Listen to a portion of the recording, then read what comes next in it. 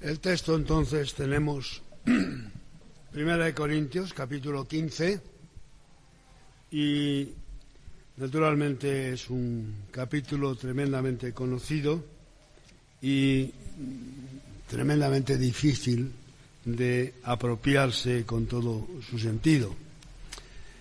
Pablo tiene dos capítulos enormes, 1 Corintios 13, 1 Corintios 15. En uno tenemos el Salmo de amor y en otro tenemos aquella esperanza gloriosa para los que han depositado su fe en Cristo Jesús. Pero el tema naturalmente no es fácil. Incluso para Pablo parece que no es tan sencillo. No es que no sepa Pablo lo que cree. Vosotros creéis muchas cosas que supongo que tendríais mucha dificultad para explicarlas. Porque lo que creemos y lo que explicamos no siempre puede hacerse con facilidad, ni con precisión. Por eso Pablo, al igual que hace cuando nos habla de la cena del Señor, transmite unas palabras que son típicas y clásicas. Os paso lo que he recibido. Es decir, es un traspaso de la enseñanza recibida, del mensaje aprendido. ¿Os acordáis en la Santa Cena? Yo recibí del Señor lo que también os ofrezco. No tengo nada mío, es algo que trato de pasar, es simplemente un canal, somos depositarios de una experiencia y esto transmitimos. Y aquí utiliza el mismo lenguaje. Lo que yo he recibido, eso os he enseñado, vosotros lo habéis recibido y tenéis que transmitirlo a los demás. Es interesante la formulación del querigma aquí, que Cristo murió por nuestros pecados, conforme naturalmente al Evangelio, y resucitó. La palabra fue resucitado. El agente de la resurrección siempre es Dios. Y así nos introduce dentro de un campo respondiendo a la iglesia de Corinto, respondiendo a una situación dada, de que estaba viviendo la experiencia de la iglesia, probablemente una experiencia que se repetiría constantemente en la vida de los creyentes, y no sé si cada uno de vosotros tenéis la respuesta apropiada para el tema o lo suficientemente clara. Yo no, tengo una fe tremenda, pero en la resurrección, pero no entiendo casi nada. Y os diré lo que entiendo y lo que no entiendo y el porqué y la base de mi fe y lo que creo que el apóstol Pablo nos dice. El evangelio que habían recibido los corintios era ese evangelio. Y parece que naturalmente los corintios, al menos en general, quizá con excepciones, creían en la resurrección de Cristo. Parece que esto no lo ponen en duda. Van a la cuestión de si tú y yo resucitamos, si los demás resucitan. Posiblemente está en el fondo del diálogo, de la discusión. Pero tampoco está claro, supongo que lo tenéis claro, un tema que está subyacente, es si somos inmortales o resucitamos. Si hay una inmortalidad o una resurrección. Naturalmente, el contexto griego no cree en la resurrección. Posiblemente la Iglesia está compuesta de griegos y judíos, como hemos estado viendo a través de todo el temario, y los judíos, no todos, creían en la resurrección. Los saduceos evidentemente se oponían a ella, y los gentiles griegos de ninguna manera creían en ello, sino en la inmortalidad. Y por ese misterio de las cosas, de las religiones, en las cuales el gobierno era de los dioses del panteón y fuera de la tierra, tenían en su pensamiento la posibilidad, naturalmente, de que Cristo hubiera resucitado. Además, le daban otros contextos del cuerpo y del espíritu a Cristo. Pablo toma el problema y dice, bueno, vosotros creéis que Cristo resucitó. La Iglesia ha recibido el Evangelio. Y ahora, ¿cuál es el problema? ¿Por qué no creéis en la resurrección de los demás? ¿Cómo es posible esto? Y a partir de aquí va a analizar, primero dando las pruebas de la resurrección, después explicando hasta donde es explicable el proceso de la resurrección y finalmente concluir con ese programa de la resurrección que Dios ha dispuesto para todas las cosas. En cuanto a la resurrección, Pablo dice que hay unas pruebas históricas, unas pruebas también que son de tipo personal, otras que son doctrinales y algunas prácticas. Esto es lo que va a responder. Primero dice, mirad, es evidente que la resurrección de Jesús es un hecho histórico. Histórico de tal manera que un día Jesús resucitó y se apareció a Pedro, a Santiago y a mí, del cual, naturalmente, yo he tenido ese privilegio. Esta es, naturalmente, una prueba particular y personal que Pablo aporta. No está excluyendo que se apareciera más, dice que a más de 500, ¿verdad?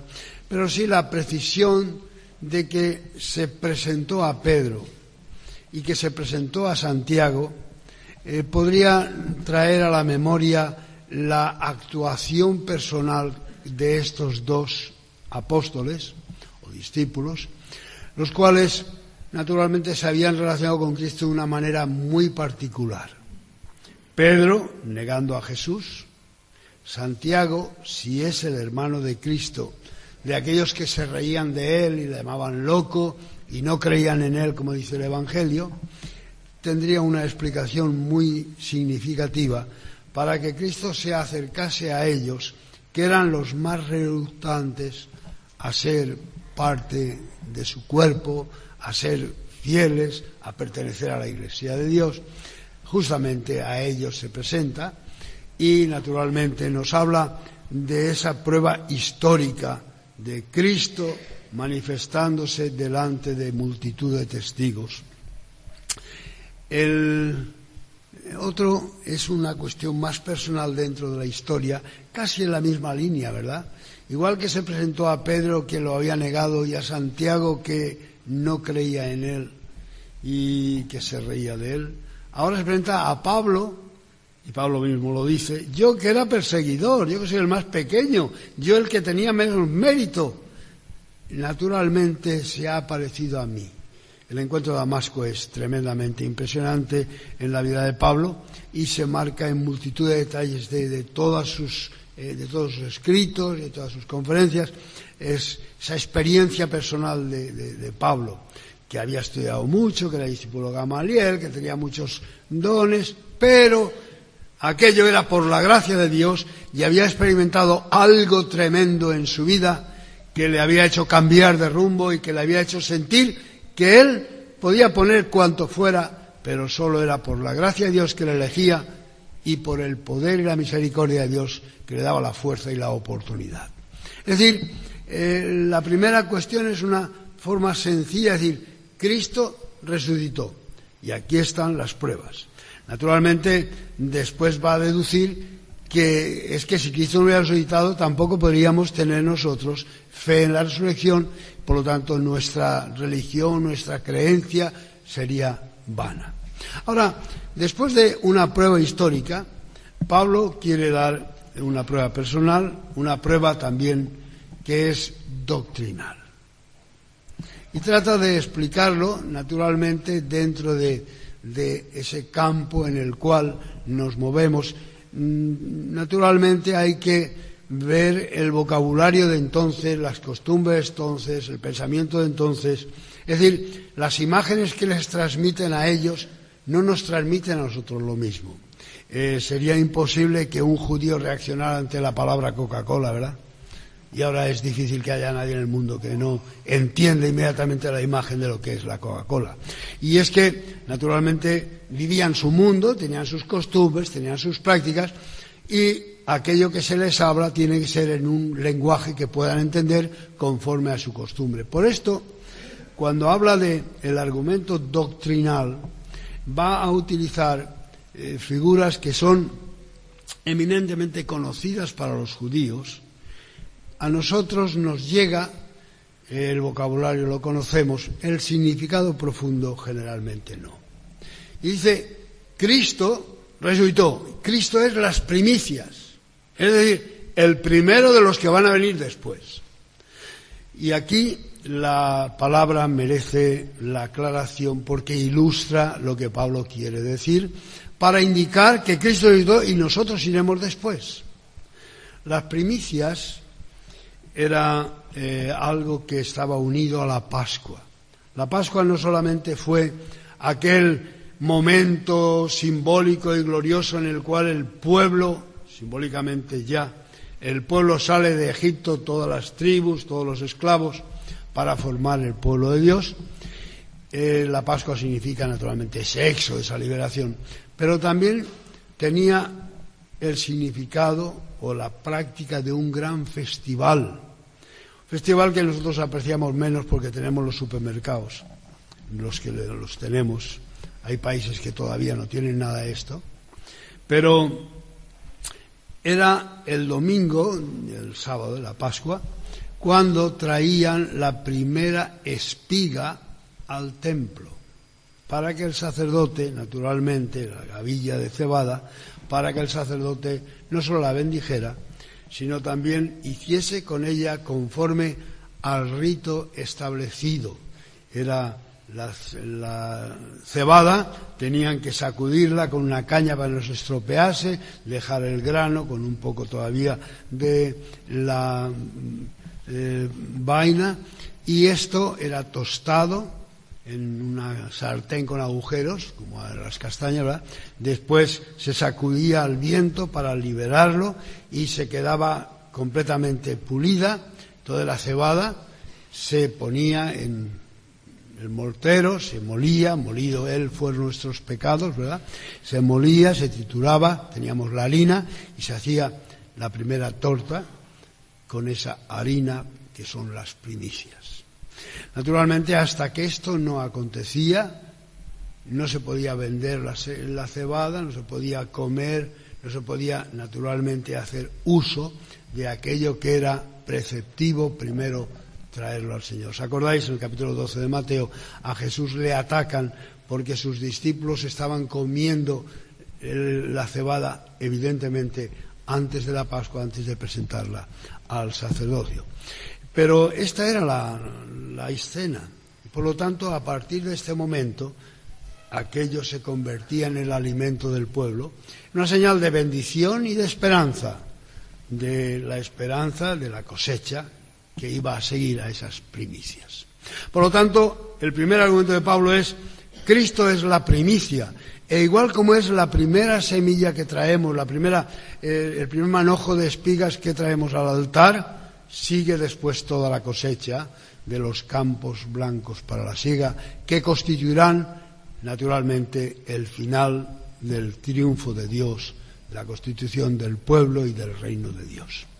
El segundo argumento que utiliza, para nosotros lo entendemos por herencia, pero difícilmente lo entenderíamos doctrinalmente con el sentido que tenía, y es que en Adán se introduce la muerte, y entonces naturalmente en Adán todos mueren. Pero en Cristo se da la vuelta y se introduce la vida, por lo tanto en Cristo todos participan de una nueva vida. De hecho, la palabra de lo que a Adán se le acusa es del pecado y no de la muerte, y como consecuencia de la muerte. El sentido del pecado que yo he dicho siempre que participo, que creo, es que Dios hizo naturalmente al hombre en pecado, es decir, con la tendencia al pecado, hasta que no pecó no tenía esto, pero sí cuando el hombre descubre a ser hombre, cuando el ser humano se da cuenta de que tiene un raciocinio, que tiene una voluntad, que tiene un sentimiento, que tiene una aspiración, que tiene una mente, que tiene un espíritu, naturalmente se da cuenta que le falta el mundo y comienza a darse cuenta que está en precario, en falta, en pecado. Y naturalmente a partir de ahí viene todo el intento de conquistar lo que nos falta o abrirnos a la eternidad para que llene realmente nuestra aspiración, nuestro pensamiento, nuestra alma y nuestro espíritu de aquello que es eterno e infinito. De manera que el pecado, por una parte, es lo que muestra nuestra limitación y por otra parte es la apertura para que la gracia de Dios nos llene. Entonces, y esto es lo que hace Cristo, justamente, va a devolver aquella restauración que el ser humano aspira para participar de aquello para lo cual fue creado, que responde a nuestra esencia, a nuestro pensamiento, a nuestro sentir, a nuestra capacidad de ser hombre. Entonces, Pablo dice estos dos argumentos, ¿verdad? Desde el punto de vista doctrinal, pues Cristo la primicia y en Cristo es el principio y después continúan los demás creyentes. Y en segundo lugar, que Cristo es el nuevo Adán que ha influido a la raza, le ha infundido a la raza la nueva vida, es decir, el ser que completa el proyecto del hombre. Después de este argumento doctrinal, Pablo pasa a un elemento muy práctico. Y dice, bueno, doctrinalmente creo que está claro, ahora en el aspecto práctico, vosotros mismos que decís que no creéis, realmente lo que estáis haciendo es una incongruencia, porque estáis bautizando por los muertos. Si los muertos nos resucitan, ¿qué sentido tiene? El bautismo por los muertos es importante aclararlo, claro, porque había la palabra que utiliza para introducirnos en esto, es una palabra que puede significar en lugar de o encima de.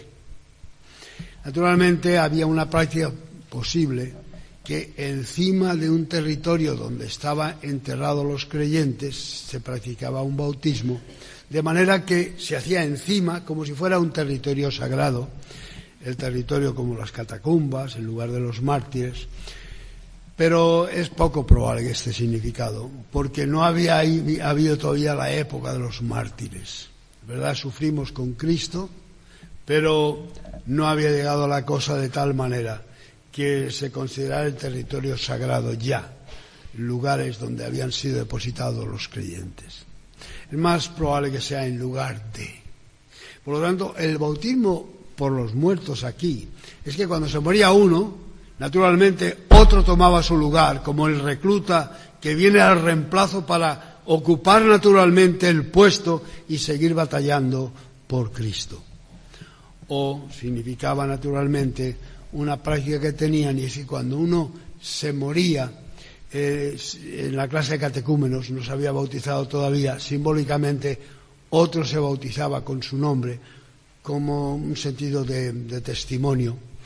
O, en tercer lugar, podría ser que ese bautismo es por los muertos, por aquellos que han estado orando por mí, por aquellos que durante su vida yo no he atendido a su oración y a su invitación, pero cuando ellos mueren, a pesar de todo, yo me bautizo recordando que aquellos habían sufrido por mí.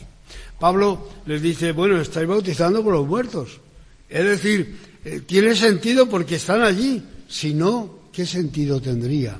Vuestra práctica iría contrario realmente a vosotros, a vuestras creencias, ¿verdad? Ahora Pablo entra para decir, bien, hay otro argumento, y sí, tienen otra cuestión. Bueno, vamos a aceptar que resucitan los muertos. ¿Y con qué cuerpo van a venir? ¿Cómo voy a saber yo que este es Pedro y no es Juan? ¿Cómo lo voy a reconocer?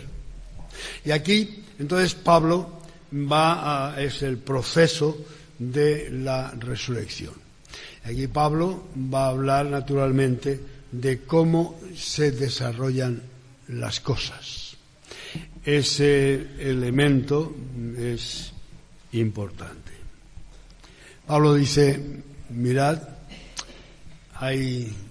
Dios ha preparado diferentes cuerpos, no hay un cuerpo solo, hay diferentes tipos de cuerpos. Hay cuerpos que son de las aves, hay cuerpos que son de los peces, hay cuerpos que es para el hombre, están los minerales. Los cuerpos son distintos. Dios ha apropiado cuerpos, ¿acordáis? Me apropiaste cuerpo. Ha apropiado un cuerpo idóneo para cada función que ha de realizarse. Y naturalmente a las aves les ha dotado de alas, de manera que pueden desarrollar aquel programa que Dios ha trazado para ellas. Hay las bestias del campo, están los vegetales, hay cuerpos y cada uno tiene asignado pues una acción en el mundo y cada uno cumple con su función. Nosotros no podemos pensar más que en lo que hemos visto y naturalmente nos pensamos que todo lo que puede existir es lo que nosotros vemos y tocamos. Actualmente, cuando la ciencia nos habla de que a lo mejor hay un universo parecido a ese que tenemos, donde hay trillones y trillones de estrellas que desbordan nuestra mente, aún nos podemos imaginar menos que haya un universo paralelo. Porque cada día la ciencia nos mete dentro de un territorio donde nos resulta imposible imaginarnos. Todo lo que no hemos visto no se puede imaginar. Y naturalmente todo lo que se escapa a nuestro razonamiento nos choca. Luego la investigación nos va metiendo en terrenos donde se demuestra que nuestra imaginación y nuestro pensamiento eran simplemente un fallo. Porque en lo del burro volar, ¿verdad? Que nos reíamos siempre, va un burro volar. Pues naturalmente los aviones vuelan tranquilamente y los vuelos extraplanetarios no hablamos, ¿no? El poder estar hablando con gente en otro continente, cosas que hace 200 años serían para hacer reír a la gente. Y naturalmente hoy día es una realidad cotidiana, tan cotidiana y tan real que nos parece que siempre ha existido y que no podríamos pensar de ella. Sin embargo, esto nos habla de que hay muchos campos donde realmente no tenemos capacidad de imaginar a qué territorio pertenece. Pero sí el apóstol Pablo dice, Dios sí que sabe, y como ha hecho un universo, ha ido creando las cosas conforme a la situación adecuada y a la función que tienen que desarrollar. ¿Y por qué no puede crear Dios otro tipo de cuerpos para adecuarlos a ese mundo de la resurrección? ¿Por qué no? Naturalmente, el desarrollo del apóstol Pablo va creando en la mente de ellos esa predisposición a seguir manteniendo, aferrándose a la doctrina a la cual han creído, al evangelio que han recibido. Y además, Pablo dice, no solamente que hay diferentes cuerpos y por lo tanto Dios puede adecuar la esperanza de un cuerpo, si es que no la tiene, que nosotros la podamos ver. Por lo tanto, aquellas cosas que no vemos nos parece que no tienen cuerpo, ni existencia, ni realidad. Pero Dios puede vestir los elementos más impensables y darle un cuerpo para que nosotros lo identifiquemos, no para darle existencia, porque la existencia existe al margen de lo que nosotros podamos pensar. Y de esta manera va dialogando con ellos para entrar no solamente en cuanto a la posibilidad que tiene Dios de crear cuerpos apropiados para situaciones diferentes y por lo tanto la capacidad y la posibilidad que tiene Dios para crear cuerpos resucitados, es decir, un cuerpo glorificado para los creyentes. Entra en el siguiente aspecto para decir, no solamente Dios tiene la posibilidad de crear cuerpos adecuados a cada situación, sino dotar los cuerpos de aquella gloria que le corresponde. Es decir, darle lo necesario para realizar con gloria su función. Están las estrellas, es lo que coloca, ¿verdad?, diferente honor, diferente honra, para darle, naturalmente, una es la gloria del sol, otra las estrellas, etcétera. Y por lo tanto, el dotar al cuerpo del creyente de aquello que son los elementos propios de esa vida resucitada. Es decir, de ese territorio, naturalmente corresponde a la vida eterna, corresponde a ese campo infinito que nosotros solamente aspiramos y de alguna manera disfrutamos en el corazón, pero que no podemos materializar ni ver. Es el cuerpo de la honra, de la gloria. Nuestro cuerpo está tocado por la deshonra, es decir, por aquellas cosas que nos frustran, por aquellas cosas que nos humillan, porque naturalmente se cuelan dentro de nosotros sin que nosotros lo permitamos. ¿A quién no se le ha colado nunca algún pensamiento impropio? Pues naturalmente el diablo, el celo, la envidia, el orgullo, nos mete dentro de nosotros el pensamiento contra este o contra aquel y a veces nos hace decir lo que no quisiéramos. Es que estamos agujereados, nos falta la honra, es decir, la perfección, lo que impide que se nos cuele aquello que nos puede de alguna manera perjudicar. No solamente esto, nuestros cuerpos son débiles, es decir, no están preparados para la gloria eterna. Nuestros cuerpos se cansan, nuestros cuerpos se deterioran. La ilustración que Pablo pone para la semilla es justamente un elemento clarísimo de la disolución, de la diferencia y de la continuidad. La semilla se va a disolver, tiene que desaparecer del todo. Pero sin embargo va a aparecer una que es diferente. El granito de trigo no es la espiga, pero a la vez va a demostrar la continuidad. Sigue siendo cebada. Esa permanencia, disolución, diferencia y continuidad es lo que está marcando las cosas. Y cuando Pablo trata del problema dice, nuestra debilidad es evidente. Si es que nosotros no podemos permanecer ni conquistar lo que queremos.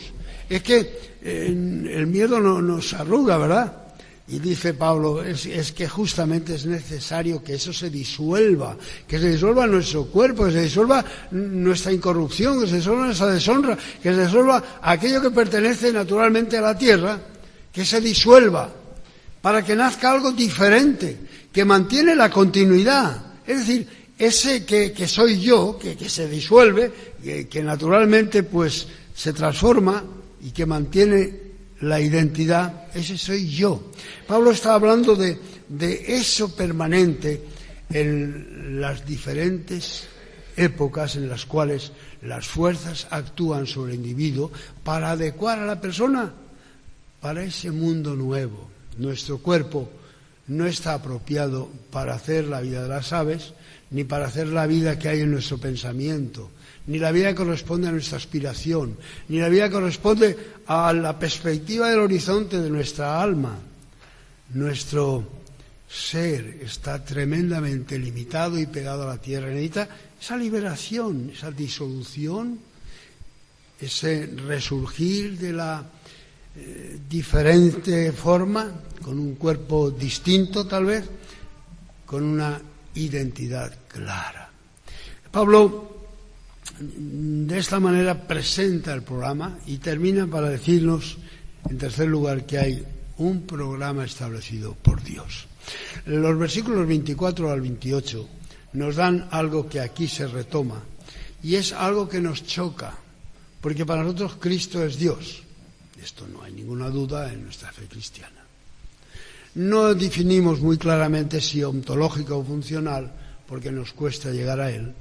Pero aquí clarísimamente, los versículos 24 al 28 dice que Dios entregó a Jesucristo una obra para realizar. Él es las primicias que resucitó, naturalmente. Él es nuestra Pascua. Pero Él estaba encargado por Dios para realizar su plan. Y una vez que realice su plan, tiene que regresar a Dios y entregar naturalmente los reinos de Cristo, la conquista de Cristo, la obra de Cristo, lo que ha realizado nosotros, para que Dios sea todo en todos, para que sea naturalmente el programa de Dios establecido definitivamente, victoria sobre la muerte, victoria sobre la limitación, victoria sobre el pecado, victoria de hecho de aquel que es el plan de Dios establecido para toda la humanidad. Nuestra química no explica al ser humano. el que seamos un poco de carbono, un poco de nitrógeno, esto no explica a un hombre. Podemos tener montones de carbono y montones de nitrógeno y de oxígeno, pero esto no explica al hombre. Hace falta un poquito más. Pero tampoco explica al hombre la química que nos puede dar un Einstein, un Cervantes, un San Pablo, un Santa Teresa. Hay algo que se escapa más todavía a la química. Y nuestra existencia, naturalmente, no justifica el proyecto que Dios ha puesto en sus planes y en nuestro corazón. La resurrección es la potencia de Dios que transforma la vida y que llena de realización la obra de Dios, poniendo no solamente gloria, sino abriendo las mentes, los corazones y los espíritus para disfrutar de la eternidad del reino de Dios. Pablo nos dice, creemos en la resurrección, no lo entendemos cómo será, pero entendemos el Dios de poder y el Dios de victoria y sentimos en nuestro corazón esa proyección tremenda de que la vida siempre triunfa sobre la muerte. Y por lo tanto, el bien triunfa sobre el mal y la verdad triunfa sobre la mentira.